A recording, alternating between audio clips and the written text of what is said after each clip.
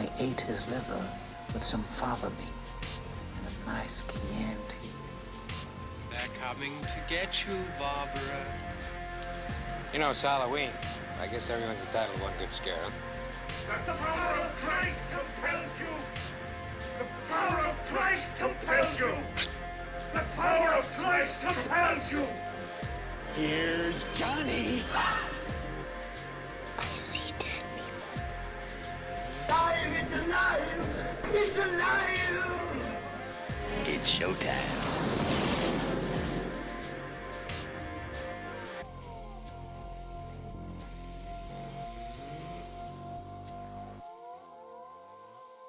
Hello, ladies and gentlemen, and welcome to another episode of The Terror Talks. I'm your host, Jeremy, and on today's episode, we're going to be talking about some seasonal haunt experiences that we've gotten to, experience in the past couple months, really. We're going to be talking all about some St. Patrick's Day events. We're going to be talking about some Valentine's Day events, and we're also even going to be going back as far as Christmas, talking about some Christmas haunts that we got to experience. Obviously, we took a little bit of a break between Thanksgiving and the New Year before we put any more episodes out. So we did take a little bit of time off, but we are back. We're better than ever. We've got some great content coming up in the days ahead and the weeks ahead. Lots of fun stuff happening. I don't want to spoil any of it by telling you anything, too prematurely. So, without further ado, we're just going to dive right into things. We're going to get started here, ready to have a fantastic show. It's going to be so much fun. So we're going to actually start off with what we've done most recently and just sort of work our way back and talk about each little thing. You know how we are when we break down our haunted houses that we go to. We really drill into them. We look at everything from lighting effects to the storyline to the theming. Every little nuance that comes with a haunted house, we are going to be looking at it and really psychoanalyzing isn't the right word, but we're really going to take a look at things and just talk about it and let you know, where did these houses that we got to experience, where did they excel, where did they, fall short? And they all have room for improvement. Every haunted house does. Nobody's perfect. That's the way we look at it. So we're just going to dive right in. And we're going to start with the most recent experience we had, which was the St. Patrick's Day event that we got to attend. So there were several of them going on around the area. We had some friends over at Containment Haunted House up in Lithia Springs, Georgia. They did a St. Patrick's Day show called The Curse of St. Patrick. And then our friends at Nightmare Dungeon did a St. Patrick's show called Nightmare of St. Patrick's Haunted Attraction. Unfortunately, we did not get to experience either one of these, but we do hope that if any of you got to experience them, if you can write into us, let us know if you enjoyed it, what you thought, send us in pictures. We'd love to feature them on the show. We'd love to feature your thoughts on the show and hear you maybe even come on and talk about it. If you want to send us a short audio clip, we'll feature it on the next episode and let people just sort of have a listen to it and hear what you thought of the attractions. We're all about that. We love hearing from you guys, and that's the thing. The fans make these haunted houses what they are. It's not just about the people working in them. It's about the fan base too. And if the fan base doesn't like it, then that's all you really need to know right there about that attraction. So your thoughts, comments, words are always appreciated. I think I speak on behalf of many of the haunted house operators in the area and across the country. Guest feedback matters incredibly. So if you've got some feedback to throw our way, throw their way, go ahead. We will make sure that we find a way to get it to them, that they see it. So the one St. Patrick's Day event we did get to experience, while we didn't get to experience those other two, we got to experience Kreepy Hollow. For those of you who remember, this is a Halloween haunted attraction that features a hellish bus ride, as we call it, a 2-story haunted house, and a hayride, a haunted hayride. Interesting attraction. It's a very unique attraction, one that we experienced for the first time back in Halloween of 2020 when we first started, starting up the channel and such. That is when we first got to experience Kreepy Hollow. So that was a fun time getting to experience them for the first time. We revisited them again back during the Halloween season of 2021, and that was a fun time as well. You can go check out all of our episodes here on the channel for that and hear our thoughts. You can see our reviews, all that fun stuff. But we went this time for the Curse of the Irish event that they did. This was a 3-night event. They did it the 17th, 18th, and 19th. And it was a show. It was something. So let's just sort of start, with the obvious stuff. So this attraction to me felt like the exact same haunted house that we've been through time and time and time and time and time again now. This would technically be the third time we've experienced Kreepy Hollow. And to be quite honest, nothing changed. Nothing felt different. Nothing felt new. I did not feel like they put any real effort into changing this attraction. I could be wrong. That's just me. That's my personal opinion. So if I'm wrong, feel free to throw, some words my way and let me know. I'm just calling it as I see it. And to me, it was the exact same attraction that I experienced back in 2021's Halloween season and 2020 as well. There wasn't a whole lot of scenic differences. All of the sets, from what I could tell, remained relatively, if not exactly the same. This is especially true out on the haunted hayride portion. All of the scenes out there were exactly the same that I've seen both times. There was no variation on it. Inside the haunted house, I will say that they were careful to sort of throw in some St. Patrick relics and whatnot, throwing green beads here and there and things that said they were Irish, and some of the characters had some things on as well. Other than that, though, there was no real effort put into making this feel like a different haunted attraction. And for me, I'm a stickler about that. If I'm going to spend the money to go to an attraction, I want to feel like I'm going to something different. And in terms of the house and the hayride, it didn't feel different. It felt like an exact copy and paste. It felt like they just sort of said, you know what, we can live with just getting by with what we've done here. There's no sense in, so to speak, reinventing the wheel. And I think that's kind of their downfall. That's what hurts them in this case, because you sort of need to reinvent the wheel. They're spewing out the exact same haunted house, the exact same layout, not even doing anything that makes it feel remotely different. Like, even things down to the mere beats were exactly the same. Like, it was really quite daunting how similar everything was. And like I said, there wasn't a whole lot of anything that said, hey, this is an Irish St. Patrick's Day sort of haunt. The one bit of Irish theming that was different, and this is sort of stretching a little bit, is when you're on the bus ride, they always have some music playing as you're going down the down the trail to take you to the house. You go on this bus ride, and they always have music playing. Well, they had the song "I'm Shipping Up to Boston" by Dropkick Murphys playing. I'm not going to play it on here because I don't want to have a copyright battle in that, sense. I don't want to get in trouble for playing songs like that. So if you want to look it up, go look it up. That's "I'm Shipping Up to Boston" by Dropkick Murphys. Great song. Check it out. They had that playing on the bus ride, which sort of tied in to the Irish theming a little bit, but not enough to, make you really feel like, oh, yeah, this is a really neat sort of attraction. This is really great. It didn't do anything spectacular for it, honestly.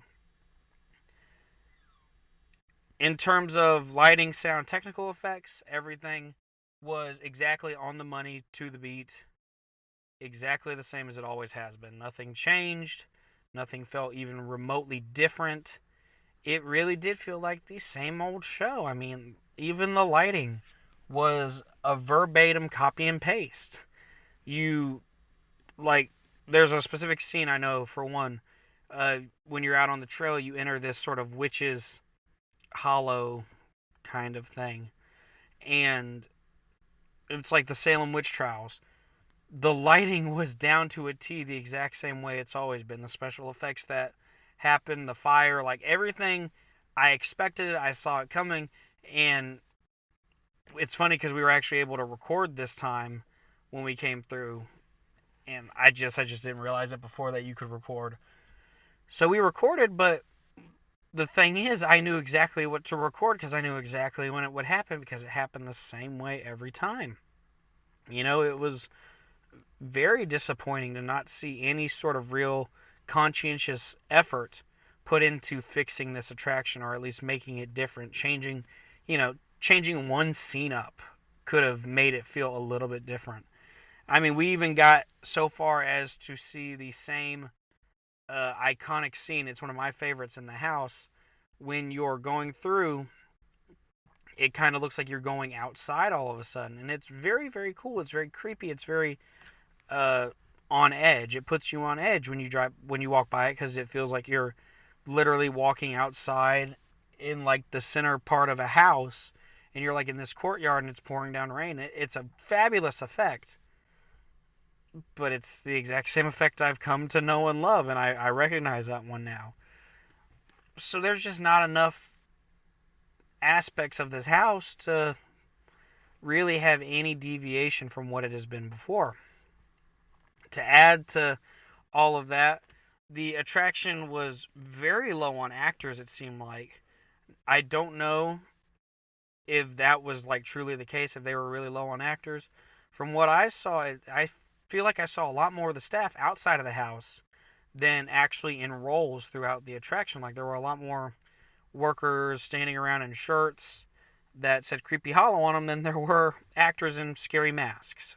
So I don't know if that's just, one of those things that you encounter this time of year, or what it is really. Because, I mean, I can understand if, not a lot of people signed up to do it.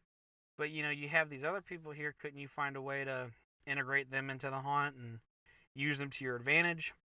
I don't know. But to me, it seems like a missed opportunity. And unfortunately, the house itself and the trail suffered for it greatly. I mean, there were some scenes throughout the hayride that you encountered two actors jumping on the thing, where in the past, at least, you got maybe 4 or 5, maybe 6 actors. You were swarmed, and you just didn't get that this time.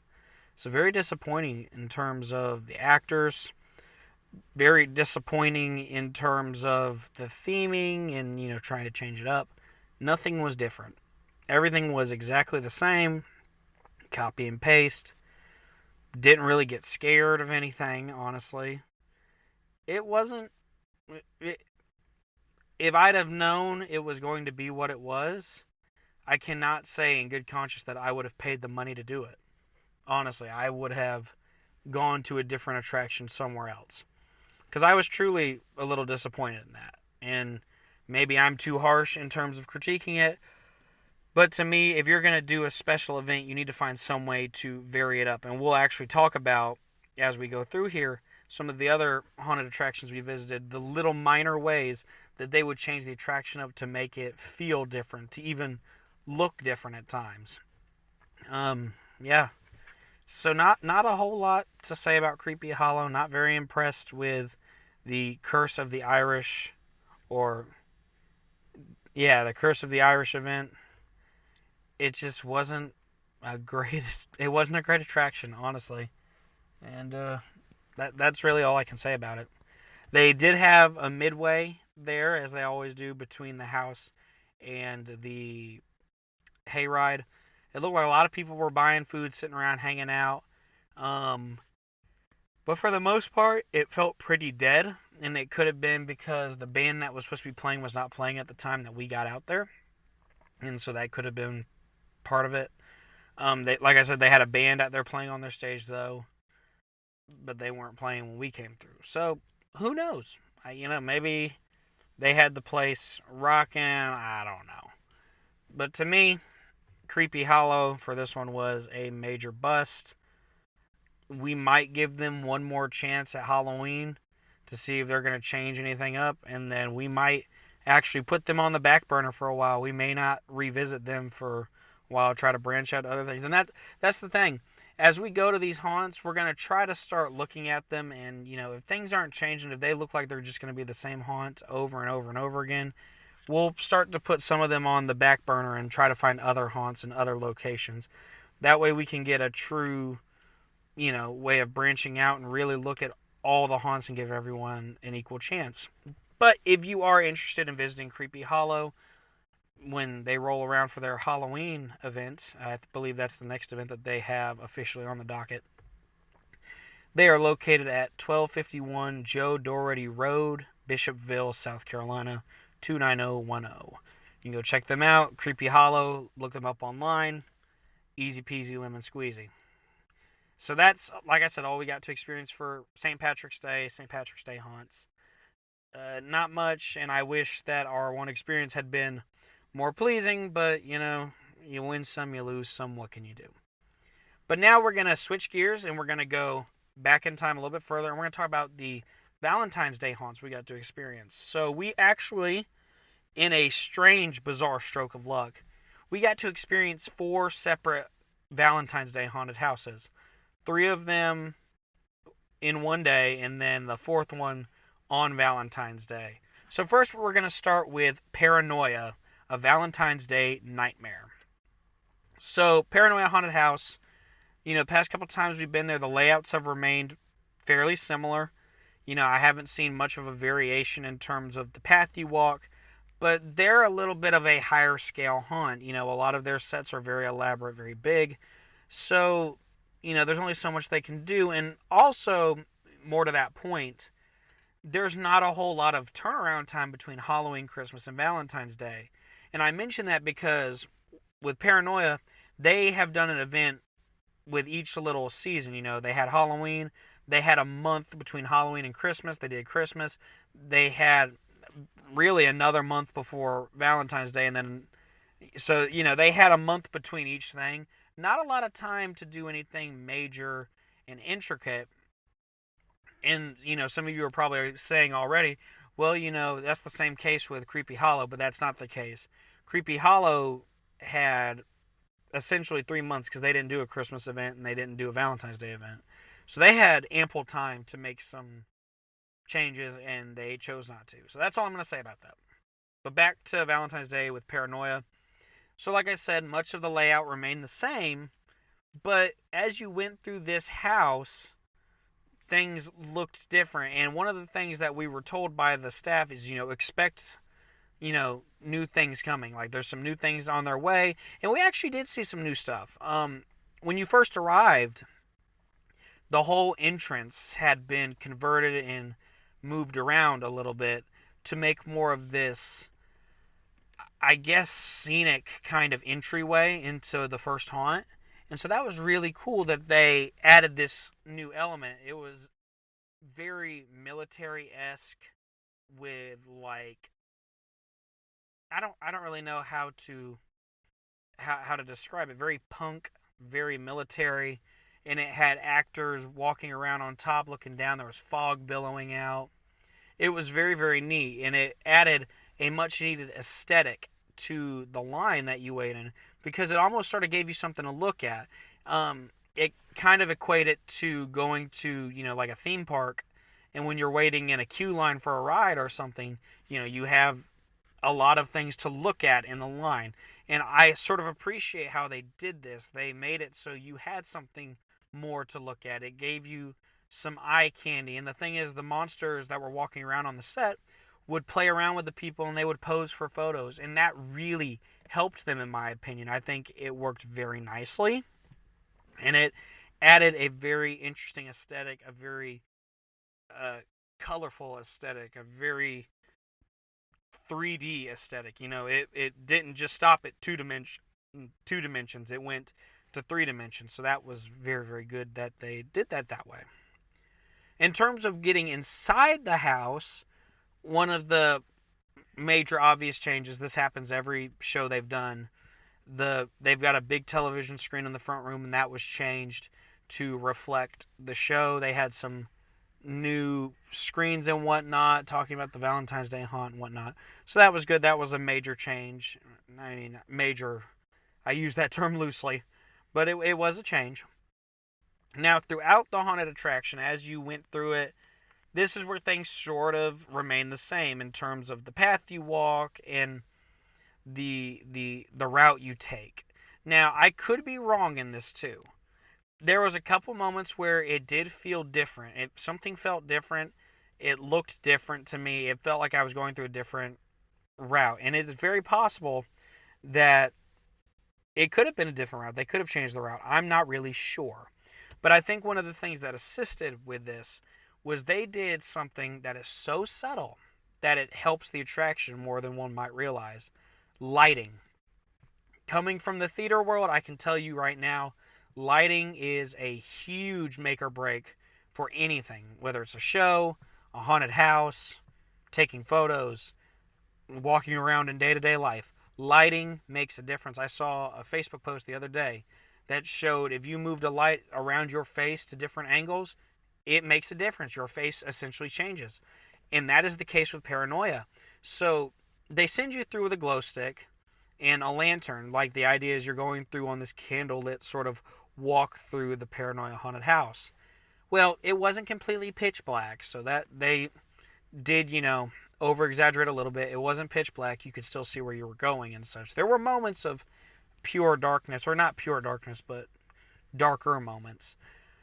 But what really sold the house and made it feel like a different experience was the subtle changes in the theatrical lighting throughout. Now, I know some of you will probably say, "What? Who pays attention to that sort of thing? Like, that's a minor detail." Well, we do. We pay attention to minor details like that. And that, I say minor, that's a major detail. You change that lighting, you instantly, snap of a finger, you have changed the ambiance, you have changed the emotion you're trying to convey. And that is so important with these haunted houses, because where, maybe in one scene you want to convey this feeling of urgency, then the next time, same room, let's convey it differently. Let's make it, more deep reds, and we throw some blood and guts around here. Now you've got this feeling of, gross out, sick factor. The simplest little things can make a huge change in the dynamic of the attraction. And this was no exception in either one of the haunts. So the thing about Paranoia, they have 2 haunts. Both of them were open. And the lighting was like the biggest change for me in both of them. And it helped. It really did. And that mixed with the audio, they had a soundtrack playing. All of those things meshing together, they create this immersive environment that makes you feel like you've entered this very dangerous world, this world that's like, maybe we shouldn't be here. So good on them for that. They found a way to make it feel like it wasn't the exact same attraction that we may have experienced at Christmas, or that we may have experienced at Halloween, and so on and so forth. They find a way to change it up. Whether they're changing their major sets out or not, that's a different story entirely. But they found a way to do it. And same thing goes with where they place actors and stuff, and who the actors are playing in there. One of the moments I remember, I met these 2 wonderful gentlemen as we went through the haunts together. They came through with me. We sort of had a crew for the rest of the night, and we went to 3 of the haunted houses. They specifically mentioned a moment in the second haunted house, second Paranoia haunt, which is called Cursed. There's a room with a pentagram on the floor and a girl like in the middle of it freaking out and being evil and such. And when we got there to that scene, she wasn't there this time. This time she was somewhere else. And it's like little changes like that. It's like I expect it, but it doesn't happen. And that's a beautiful thing with these haunted houses. It makes it feel totally different. It makes it feel like you're experiencing it for the first time. And there's another haunted house that we'll talk about a little bit later that is beautiful testament to that. And they just do that with their actors, really. It's all about making it feel like you're going through for the first time. And the haunted houses that can achieve that, good on you. Awesome. Now, of course, part of it is, some people might want to go through the house and want an entirely different experience than what they had before. Maybe some people have the memory of a superhuman genius, so they recognize every little pinpoint and go, that looks exactly the same as it did before. Maybe that's the case, and we'll sort of talk about that in the next haunt as well. But it's these little subtle changes that help these haunts. So good on Paranoia for making those changes. Good on them for making the light changes, making the audio changes, moving the actors around to different places, not having them come from the most obvious places. If you expect them to come from one place one time, put them somewhere else. Tell them, And that's the thing about it. These owners and operators of these haunted houses have got to be, strict and very professional with their teams and be like, look, we want to scare people each time. Every person that comes through, we have to treat them as a new guest. It doesn't matter if they've come through 700 times or if they're coming through for the 7th time, or if they're coming through for the very first time. You got to make it feel like the first time every time. So, to the owners that make sure that happens, good on you. Paranoia, I feel like you guys did that swimmingly. And we had a really good time for the Valentine's Day Nightmare. It was fantastic. Out on the Midway, they have changed their Midway around. They've built this new tower to sort of help with the lighting, and it made more space. The Midway itself felt wider. It felt like they spaced it out a little bit more, and I'm hoping that's a permanent change to make way for more things coming soon. It looks like it is. It looks like they're trying to expand and be a little more expansive and make more room all over the place. So I'm hoping we're going to see some more stuff coming very soon. I'm excited to see what Halloween brings. I'm excited to see what the Midsummer Night's Scream event brings. And we actually just got an announcement the day before us recording this that Paranoia is going to be doing a Midsummer Night's Scream. That's going to be their next event. It's going to be on July 9th, 2022. So this year, July 9th, a Midsummer Night's Scream. One night only. Tickets are not on sale yet. But be on the lookout. Go follow them on their social media. You definitely want to experience what we experienced last year. And it was so much fun. But you can find Paranoia Haunted House at 2075. That's 2075. Marietta Highway, Canton, Georgia, 30114. A very fun experience, very immersive, lots of great thematic elements, sets, lighting, special effects. You name it, Paranoia is like the crowning jewel. They are fantastic at what they do. Are you looking for more content to listen to? Check out our friends at the New Age Philosophers podcast, featuring our very own co-host, Brooke. Join them as they discuss topics ranging from philosophy, cryptids, conspiracies, and so much more. No topic is off the table.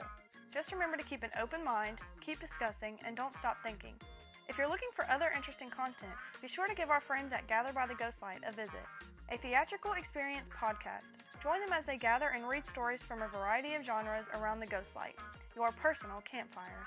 No matter what you are looking for, both are sure to provide you a fun, informative, and entertaining experience. Check them out today and let them know the Terror Talks sent you.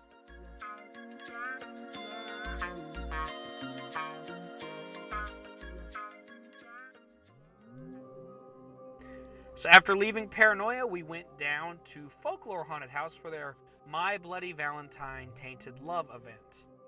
So, as is often the case when we do multiple haunted houses in one night, you're always bound to get the one bad egg. And Folklore was the bad egg of the night. The outside, I've said this before, I said it on our first review of this place. The outside is not appealing whatsoever. There's nothing to draw you into this haunted house. You would honestly miss it if you were just driving through town and you just sort of glanced over, oh, what's that? You would miss it all day. And even the guys I was with, they said the same thing. They agreed with me. We all agreed that there's just nothing to draw you in. So they really have to fix that. And I hope and pray that somebody from the attraction is listening to that and hears this critique. Because honestly, this is probably my biggest critique of the place, is nobody can even tell it's there. There's no bright lights. There's no big elements on the building. And on this night, it was especially bad because we rolled up and a lot of the little side booths and such were all closed. And it just looked like if you drove by, you would think, well, is it closed now? Like, what's going on? So that's one big downfall already, is it's not appealing. There's nothing going on, and you could miss this attraction. The Valentine's Day theming did not really exist. There was no Valentine's Day anything. It was verbatim, 100% the exact same attraction, but it was in pitch black darkness. And this one literally was in complete darkness. You were led by a little candlelight that you held in your hand. So very, very cool. And that sort of helped with the few scare factors that there were, because you didn't see the actor hiding there. And so that helped, but not much. There weren't many actors in this attraction. And again, maybe it's just because it's that time of the year. You're not going to see many actors coming out to be in a Valentine's Day haunted attraction. I don't really know. But to me, that feels like something ain't right here. We need actors, and it's disappointing when you go through and there's like nobody there. And what's more disappointing is the ones who are there don't try as hard as they should. And in this one, I really didn't feel as scared as I should have felt. I didn't feel like they tried nearly as hard. They appeared to mesh the two attractions together. So they have 3 attractions at Folklore. They have the Manor haunted attraction, they have an asylum, then they have a third one that's like a zombie prison sort of thing. And they only mesh the 2 together. They only mesh the Manor and the asylum one. A part of me is kind of hoping that is because the third attraction no longer exists after this past year. Because honestly, it was probably one of the saddest experiences I walked through was the third attraction at Halloween time. You can go and listen to the review of that one. It was honestly quite depressing. But by meshing the 2 attractions together, it didn't really do anything. You still felt like you were going through the same length of haunt. It just felt like some part of the haunt got cut off. And it didn't do anything. In fact, it was a very short, quick, to the point experience.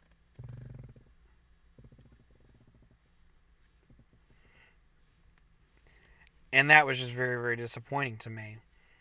Because, I want a longer experience. And this one was just not long at all. In fact, it felt like a short little walkthrough at like a theme park or something. There were many moments where you could tell there should have been a scare, or at the very least we knew there was a scare from before.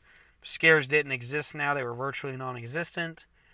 And it really sort of left a sour taste in our mouths, so to speak. So we were very disappointed with this one. We left mildly disappointed. I do hope that by the next attraction, they regain some momentum. Their next event is supposed to be Attack of the 1980s Chapter 2, and that's going to be on May 13th, 2022. Unfortunately, we will not be able to attend due to some prior commitments. Maybe we can send some people there, or ask some friends to go and have them sort of report back. We'll try to work that out. But from speaking to the friends that we met that day, or that evening I should say, they told us that they attended the 1980s event the year before and said it was exactly the same. There was no difference. So, not a good reputation so far. So that's kind of disappointing. But you can find out all the information for yourself about Folklore Haunted House. You can go online to their website to hear about all the events they've got coming up. They are located at 5389 North Main Street, Ackworth, Georgia, 30101. Go check them out. Finally, that evening, we closed out the night by heading down to Lithia Springs, Georgia, and going to what I deemed probably my favorite for the evening, Containment Haunted House, with their theme, One Killer Date. So first and foremost, we arrived about 45 minutes, not even 45, 15 minutes before they quit selling tickets for the night, and the line was slam packed. There were so many people here, and I can already tell you, like, if you go to Containment on a packed night, you're going to be waiting a little bit. And the beauty of it is because they make sure the groups stay separated. They make sure they are only sending you through with your group, and they make sure that you're not going to have a messed up experience. So they're very invested in giving you a unique experience the whole way through, and so I'm very glad on that.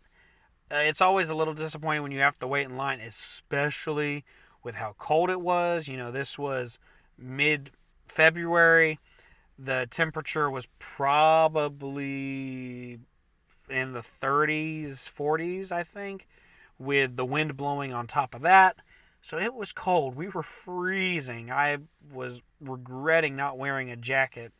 Actually, I think I wore a jacket. I didn't wear my hat or anything else to keep me warm. And one of my buddies, actually, he jumped out of line, he ran, and he got his, I almost want to say snow gear, but not quite. He got his winter gear on, so he was prepared to wait. When you arrive, you could instantly tell that there were some different things with this attraction. They had changed things. One of the notable differences, and I noticed as soon as we got there, was the area where you entered into the attraction was different from what it used to be. You didn't enter through the same spot anymore. You now entered into a completely different area.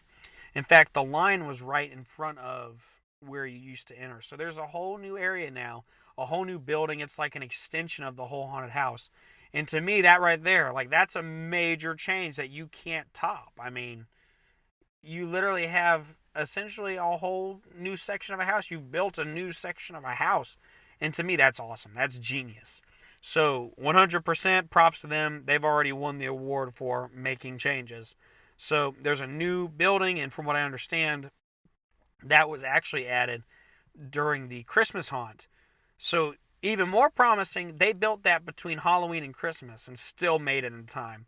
So that sort of almost neglects what I said earlier about not having a lot of time between Halloween and Christmas. But hey, props to them. They knocked it out.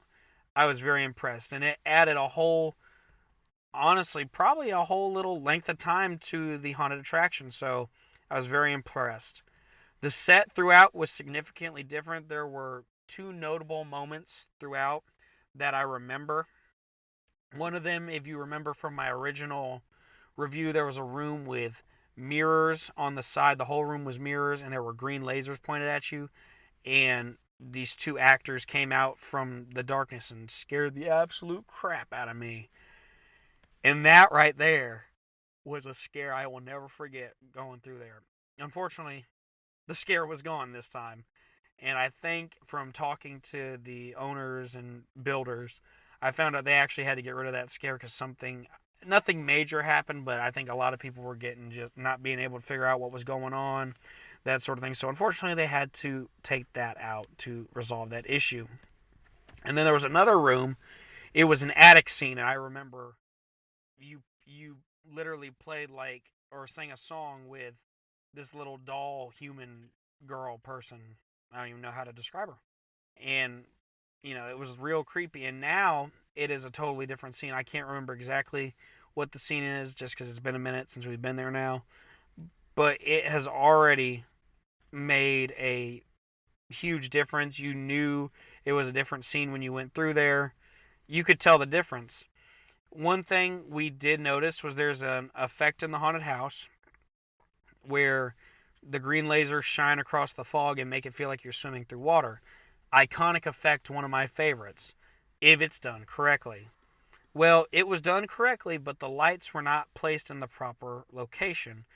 And awesomely enough, we spoke with management afterwards to talk to them, and we said, hey, we noticed this when we came through this room. You might want to do something. Instantly, as we're talking to them, they're like, okay, we know what we need to do. This can be fixed this way. They're literally talking it through with us. And they're like, that's what we're going to do after. We're going to take care of that. So if you tell management about these little things, that just sort of doubly solidifies what I said earlier. If you tell them about these little things that you notice, little things they can do better, improvements to their attraction, they will listen. They are in the business of entertaining. They're in the entertainment industry. So if there's anything that you can tell them that says, hey, this will make this look better, tell them. I mean, the worst thing they can say is, leave me alone or don't say anything. But 9 times out of 10, actually more like 99.9% of the time, they're going to say, thank you. Thank you for that feedback. Thank you. I've been through many haunted houses where, they've asked, what was your favorite room? And you filled out a little survey and told them, because that helps them go, okay, so this is a fan favorite right here. We've got to keep this. So tell them that feedback. They love that feedback. They want to hear that from you. That's the best thing you can do, especially if you want to see more done and you want to see changes made. The actors did a great job. Each one of them was in character every step of the way. I was absolutely blown away, and it's awesome. It's absolutely awesome. And again, there were fewer actors than I would have liked, but it's to be expected this time of year. You're not going to get a whole slew of people wanting to come out and be in a Valentine's Day haunt. So you give them a little bit of leeway for that. But one actor who I've got to give huge props to is the guy playing the tree god. That's what I'm calling him. I'm calling him the tree god. He is hilarious. I remember having a full-blown conversation with him when I came through the first time I came through, having a full-blown conversation. Once again, had a full-blown conversation again. The two guys I was with, they mentioned something that they had said the last time they had come through, mentioned to him. He remembered. He's like, "Oh my God, I remember you guys. Yeah." And it was amazing. It was such a great experience. He was joking with us, laughing with us. Absolutely incredible. They did a great job. And I was very, very impressed. It felt like a different haunt, with subtle changes here and there, major changes here and there. They did a phenomenal job, and I look forward to seeing what comes next, because they also have a big event coming up for spring break here in Georgia, which is the first week of April 3rd through April 9th, I believe, is the dates for spring break. But they're doing an event on April 7th, 8th, and 9th, so that's right at the end of the week there, called Spring Scream, Revenge of the 1980s, a tribute to the 1980s horror. And this is one I'm very, very excited for. It almost sounds like they're sort of copying Folklore, but I honestly believe wholeheartedly they will achieve this better than what we heard about Folklore's 1980s show. I think that it's going to be really cool. I'm excited to see what sort of 1980s people we're going to see in here.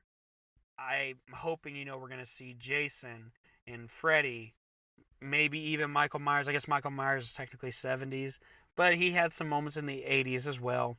There's a lot of good moments in there. Maybe some killer clowns from outer space. That'd be cool. I don't know if there's some sort of,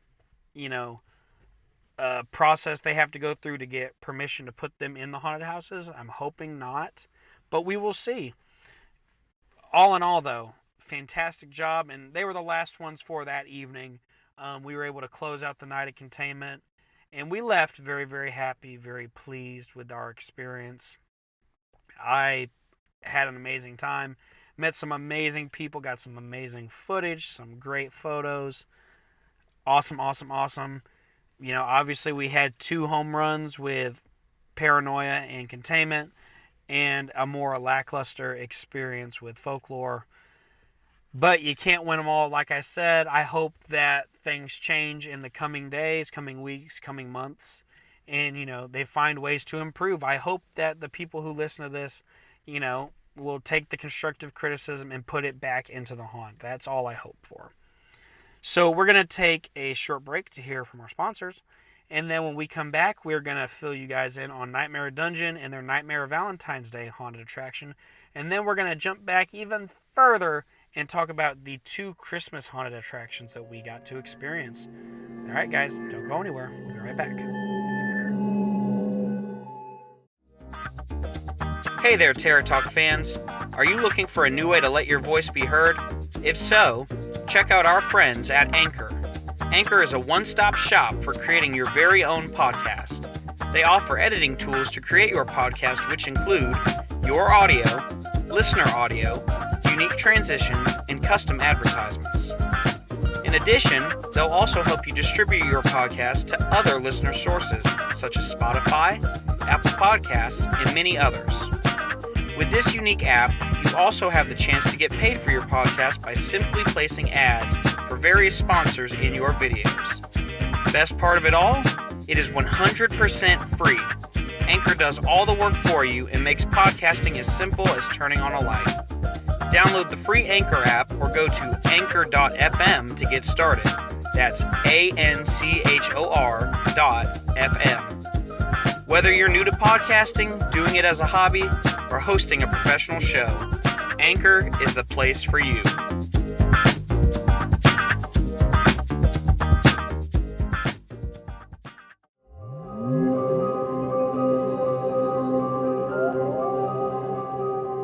And we are back, ladies and gentlemen. Before the break, we talked about Kreepy Hollow and their St. Patrick's Day haunt, Paranoia with their Valentine's Day haunt, Folklore with their Valentine's Day haunt, and Containment with their Valentine's Day haunt.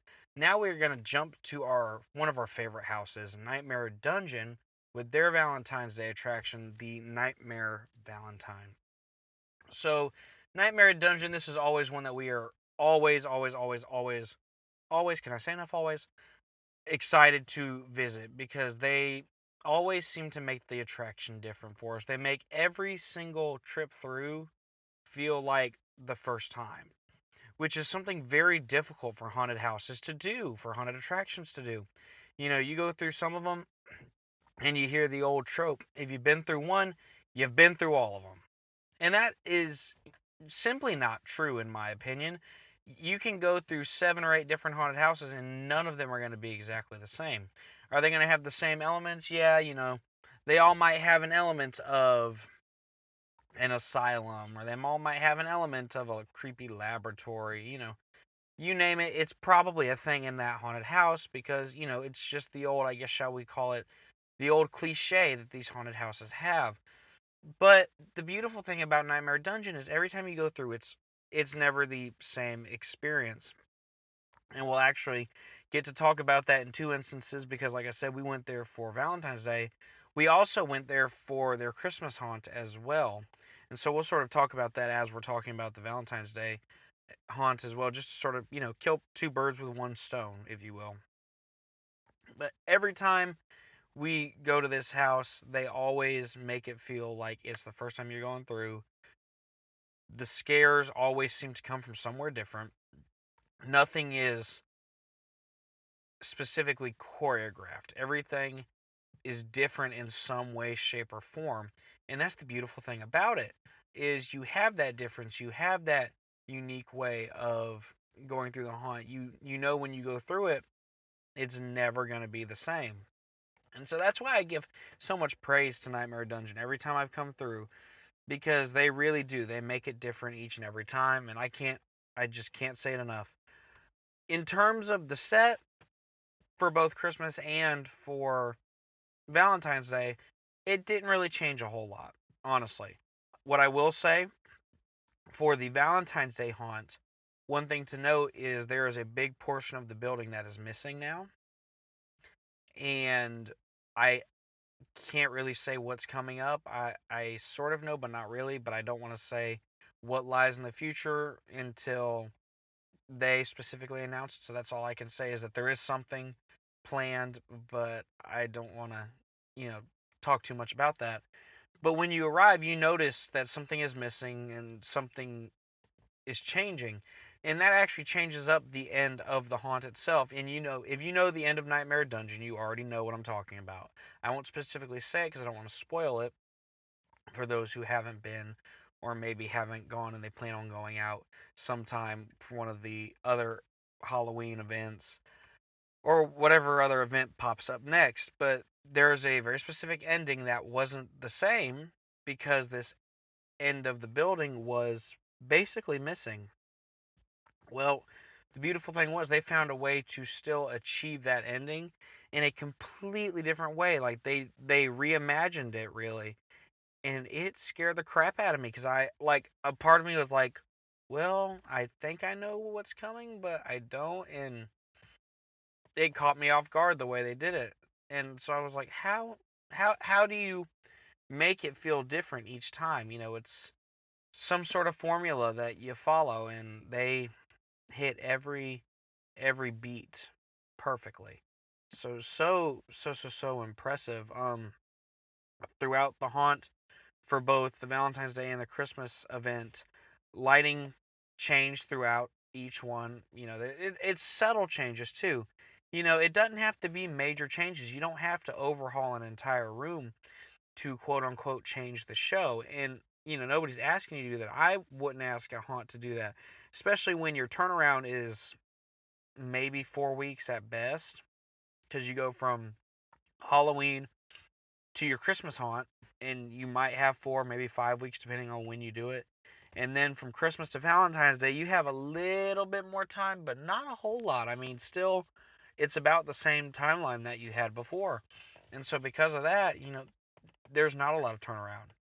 And that's the thing is, change it, but don't change it to a point that's going to drive you crazy while trying to change it.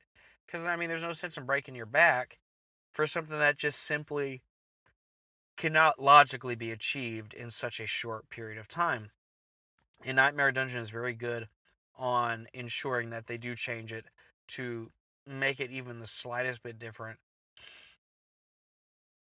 And they do a great job with it. I'm always blown away by just their effort, their willingness to just put forth a great show each time. Even for someone who's a repeat customer coming through, 5 or 6 times. Valentine's Day, I went through 6 or 7 times. I think I went through 7 times. I was going to go through 14, but the night was slow. I wasn't about to make them keep doing the show just for me. Like, I couldn't do that to them. But, I went through several times, and each time they found a way to make it different. And it was interesting because they actually, they sort of played with me a little bit. One of the times through, they wrapped me up in chains and had me walk through the house in chains. And so they were able to literally yank on the chain and pull me and sort of use me as their own little puppet, kind of, in a way. But then I come back around to return the chains to the monster out front. What does he do? He gives me a mask. He says, walk through with a mask on. So now my vision's even more obscured. I walk through with a mask on.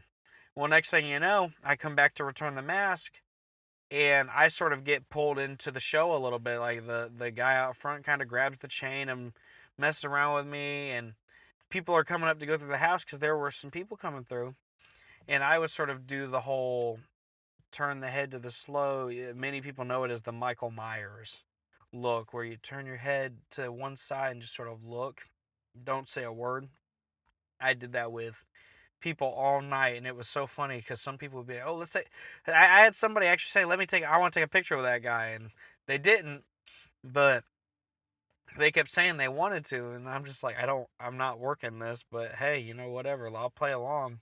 And the actors at the haunt did not even give me away. Like, they sort of played along with it. They're like, yeah, he works here. I mean, nobody asked, but they didn't ever tell anyone, like, no, he's not a monster here. Don't worry about him or nothing. They played along.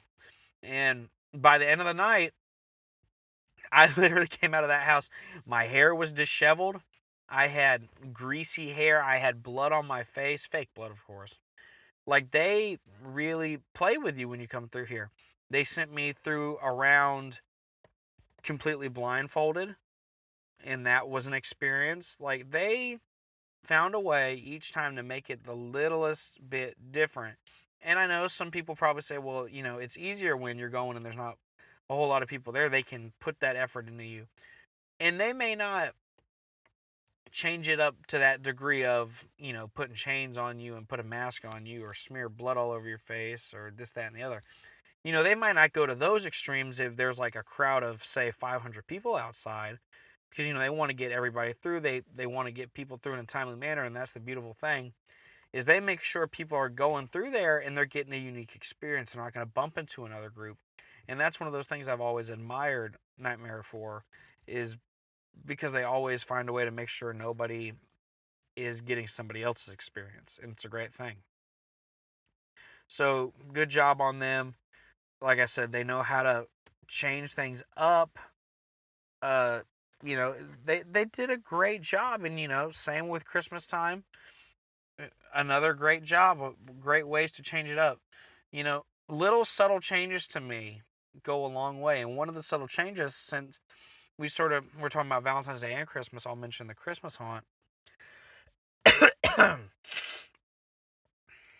During the Christmas haunt, they added this detail of this very creepy Tim Burton-esque Christmas music. All right, Tim Burton's not the right way to put it. It was just very dark, creepy jingle bells, very slow down versions of it.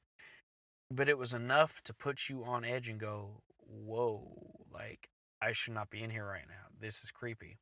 So it's those little subtle things that create an ambiance and emotion. And that's the thing. They're eliciting a type of emotion. Anytime you put on a production, a show, you want an emotion from your audience. The emotion here is fear, nervousness, unease. That's what they want. That's the goal in a haunted house, and they achieve it beautifully. Absolutely beautifully. Between the lights, the audio, the setting alone, like, everything's great. There was a guy when I went through, dear God, I thought I was going to crap my pants every time I ran into him. In the upstairs portion of the house, because this is a 2-story house, you go through a They call it the maze. It's pitch black. You can't see anything. Well, there's a guy up there.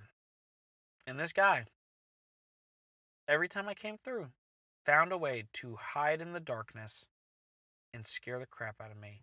And that's the thing. When I say it's pitch black, it's pitch black. You can't see anything. Only way you're going to see is if you know, like, the right way to look and sort of see where light's peeking through somewhere. But if you don't, it's pitch black. I ran into this guy so many times, and he would just reach out and go, "Give me a hug," and he'd pick me up and hug me real tight and all that. It happened every time. Every time. And it scared me every time because I never knew where he was going to be. He found a way to change it up. And that's the beautiful thing. You know, he has basically this entire upstairs room of darkness to play around with. And he used every ounce of that space. All the actors did.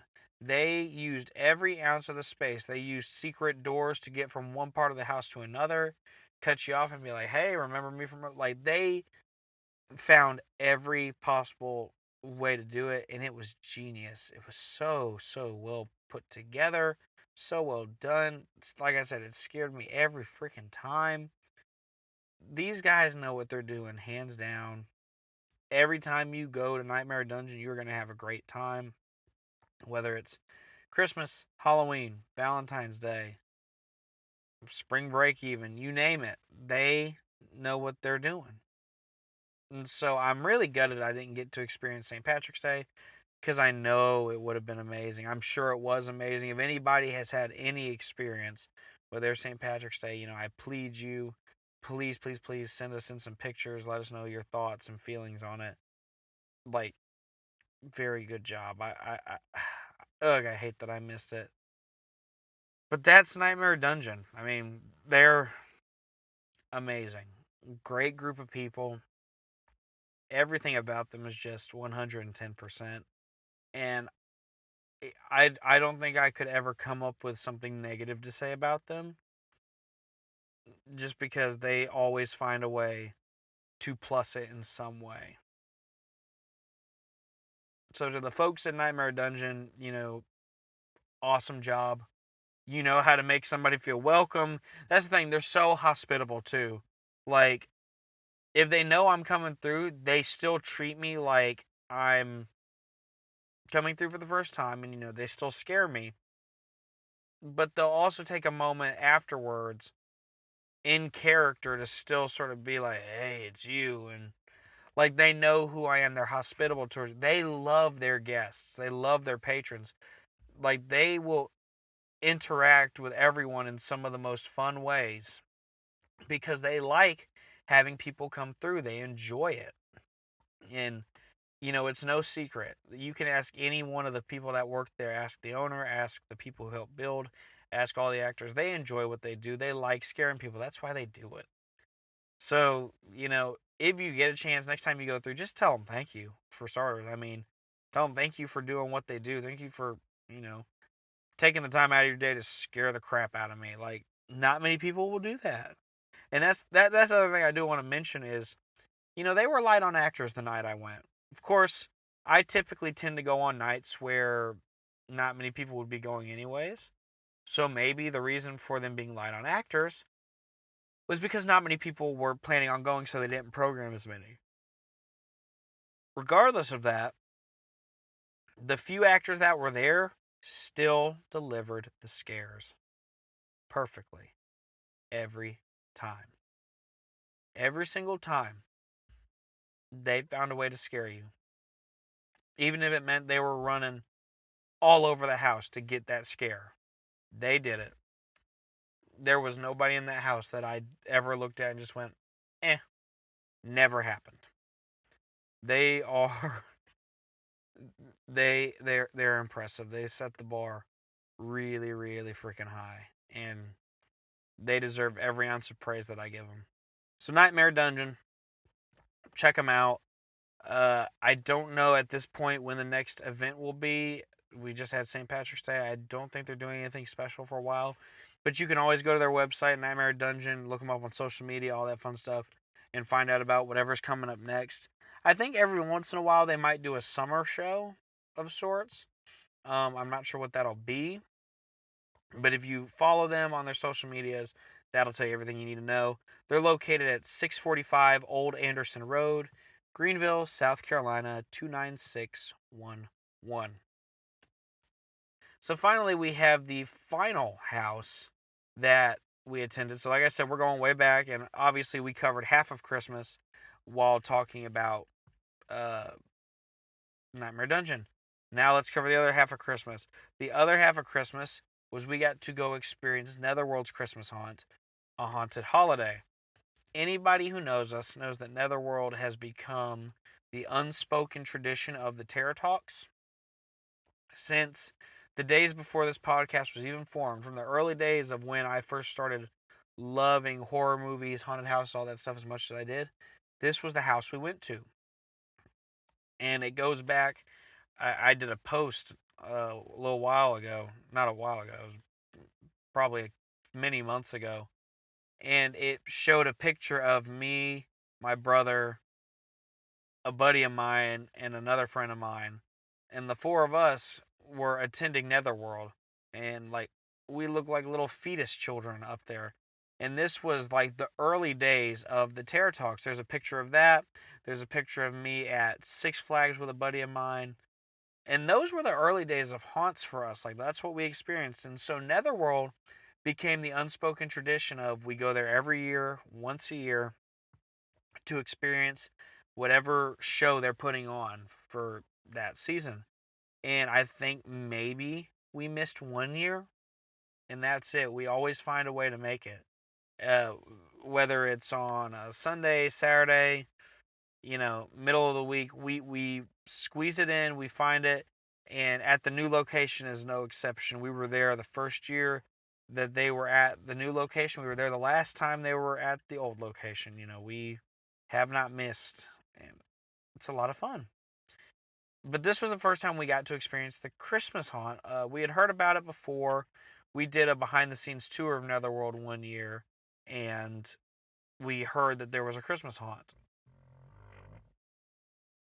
But we never actually got to experience it because the timeline didn't add up. Well, this time we finally did. And again, like I said with, all the haunts I've talked about, subtle changes make a huge, huge, huge difference. Throughout the main portion of the haunt, everything is pretty much exactly as it was before. Like everything between Halloween to Christmas, the route stays the same. A lot of the pathways, the monsters you encounter, a lot of it is exactly the same. But what makes it different is the subtle changes in the thematic elements. Lighting. Change the lighting up a little bit, you have a new house.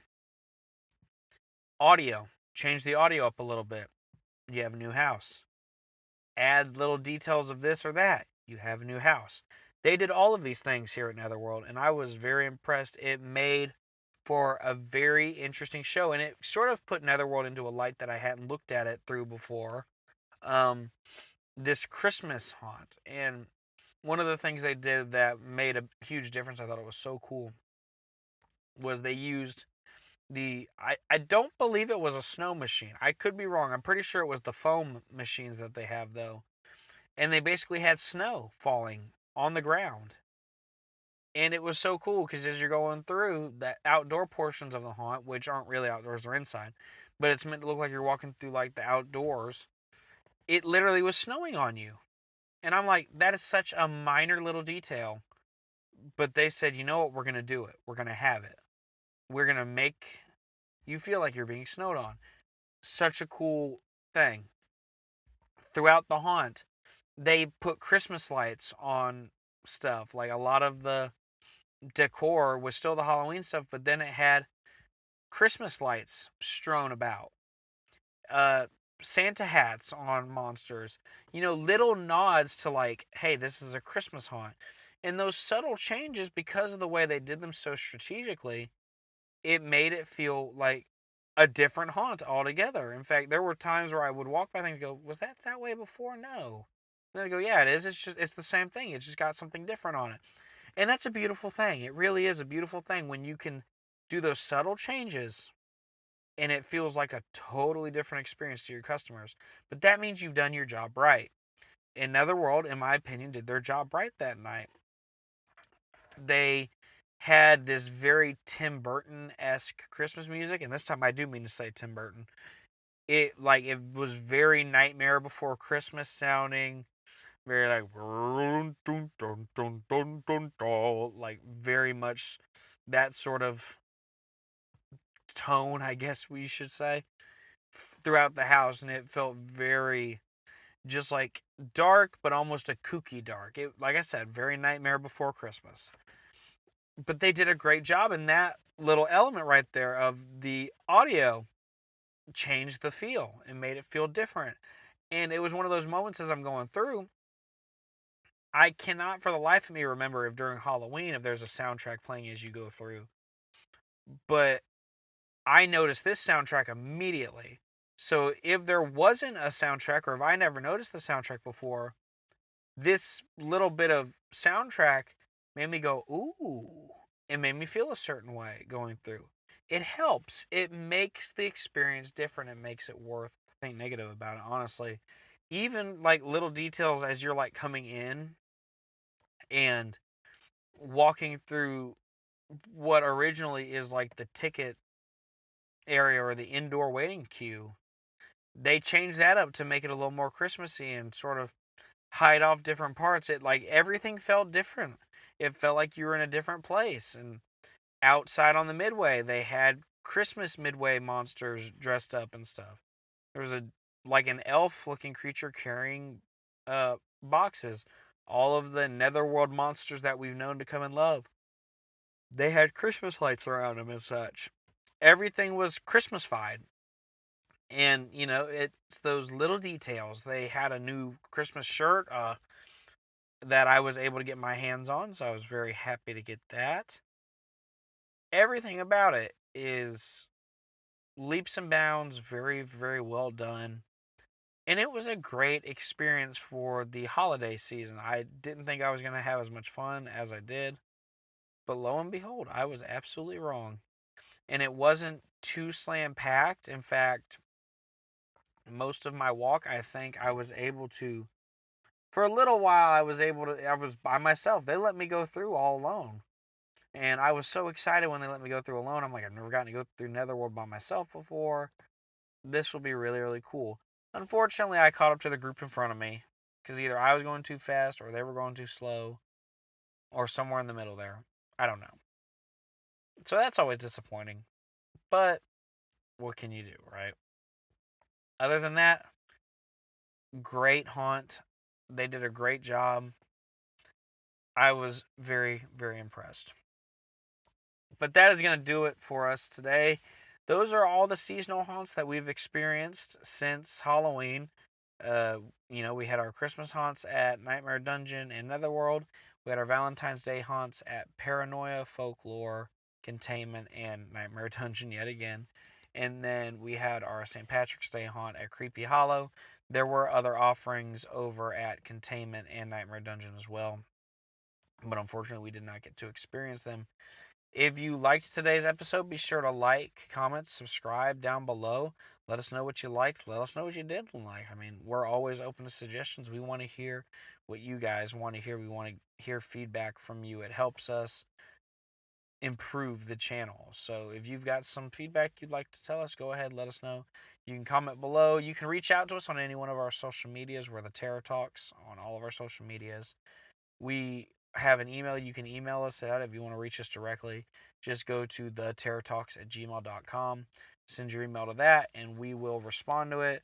We're pretty good about responding. We'll get back to you within a day, usually, maybe even within like the hour that you send it. So send it to us. We want to hear from you guys. We hope you enjoyed the video. Maybe you agree with us. Maybe you don't agree with us. Maybe you got to experience some of these haunts for yourself, and you just want to share your thoughts and feelings with us. We're open to that. We want to hear them.